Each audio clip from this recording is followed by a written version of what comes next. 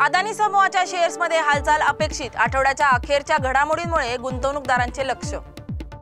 Mazgaon dock शेअर्सना संरक्षण क्षेत्रातील नव्या कंत्राटामुळे बळ मिळण्याची शक्यता।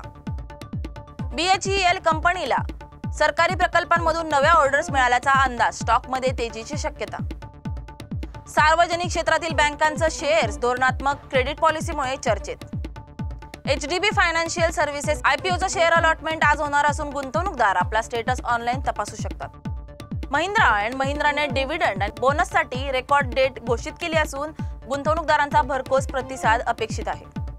पारस डिफेन्स 1:2 स्टॉक स्लिप्ट आता पहिल्या लाभांसह ड्रोन टेक्नॉलॉजी भागीदारीसाठी चर्चेत आहे। Cera, Nestle India, Concor, Remus pharma यांसारख्या कंपन्यांनी डिव्हिडंड, बोनस व स्लिप्टसाठी महत्त्वाच्या रेकॉर्ड डेट जाहीर केल्या आहेत।